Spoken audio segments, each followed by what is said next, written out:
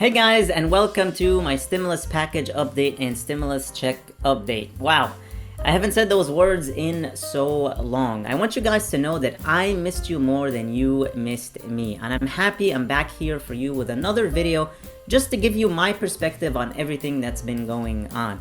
Tomorrow, especially as we're hearing that China is willing to work with the US on a Build Back Better World initiative. Take a look, you guys. February 28th, today, China is willing to work with the United States on a G7-led global infrastructure plan and welcomes Washington to join its Belt and Road Initiative, Chinese Foreign Minister Wang Yi said on Monday. Now, the group of G7, the richest democracies consisting of the United States and its allies, proposed the Build Back Better World initiative in June to help developing countries meet infrastructure needs as they sought to counter China's growing influence. But now, they are opening the doors to working with China. And this is really unexpected because they've kind of been competitors now, and now they're talking about unification. And this is also after China kind of turned its back on Russia. A lot of people were concerned with the war raging on between Russia and Ukraine.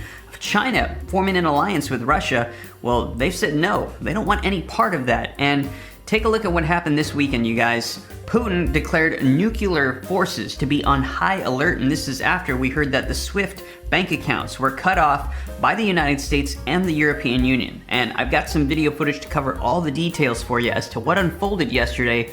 Let's take a look. A lot of people are waking up scared to the news that President Putin has put his nuclear forces on high alert. Should people be scared right now?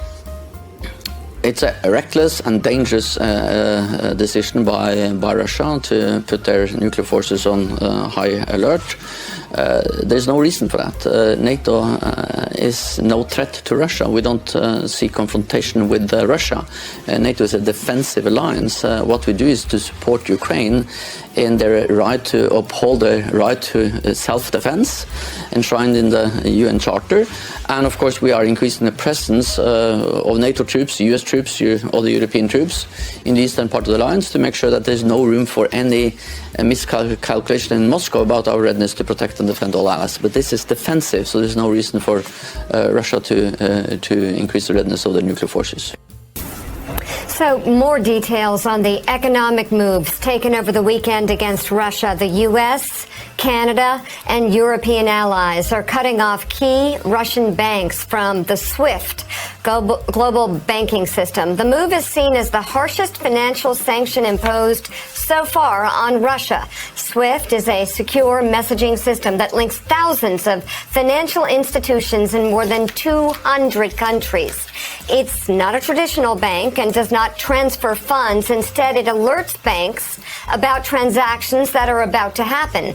Removing Russia's largest banks from SWIFT cuts them off from global institutions and makes it much more difficult to process transactions for them. It means Russia can't get paid as quickly for their goods, such as oil and gas, which make up more than 40% of the country's revenue. When Iran was kicked out of SWIFT back in 2012, it lost half of its oil export revenues, as an example, and 30% of its foreign trade. The U.S. and its allies are also imposing restrictions on international reserves for Russia's central bank.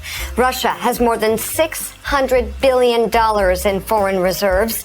These are new measures and are aimed at preventing Putin from using that money to fund the invasion and to keep Russia's central bank from offsetting the falling ruble.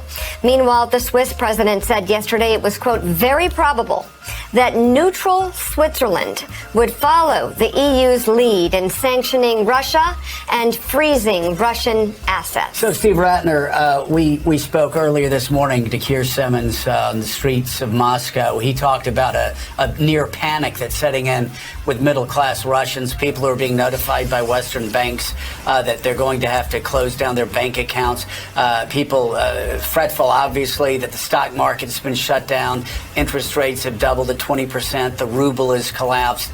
Now we have even the Swiss talking about coming in and doing something they do not regularly do. Talk about what the impact of all of this is going to be on the Russian economy, on Russian oligarchs close to Vladimir Putin, and those middle-class Russians who are fearing the worst right now. Yes, Joe, this is certainly the most robust package of financial sanctions that I can remember being imposed. I think it goes far beyond what most people, including the Russians especially, expected to happen. I'll come back to that in a second. But the impact on Russia and its economy is very much along the lines of what you said. We've seen these reports of people lined up at ATMs. We see hoarding going on. We see the Russian stock market having fallen by over 40% and now being shut. We see the ruble collapsing. These are all signs of a country that is in great distress. Where it ends for the Russian people and the Russian economy, of course, is too soon to know. But I think you can probably expect, based on past efforts, past sanctions efforts that we've done, a very steep recession and all sorts of problems. The most significant thing we've done, actually, which Mika referred to in her lead-in, is essentially blocking the $650 billion of foreign exchange. As we talked about on the show a couple of weeks ago, Putin has spent the last several years trying to sanction-proof his economy, if you will. He's cut his debt ratio to GDP, and he's built up the third largest pile of foreign exchange reserves in the world, $650 billion, that he expected to be able to use to continue to buy things using foreign currency if there was some kind of set of sanctions or embargoes placed on him. And now we've effectively stopped him from doing that. And so we've, in a sense, isolated the Russian economy and put it into a kind of free fall that I think you're going to see very, very severe economic consequences for the average Russian. And of course, by sanctioning the oligarchs, you're going to see very significant consequences for them. And when you put all that together, it should put enormous pressure on Vladimir Putin. So there you have it, you guys. Things getting pretty intense over the weekend. And where do we go from here?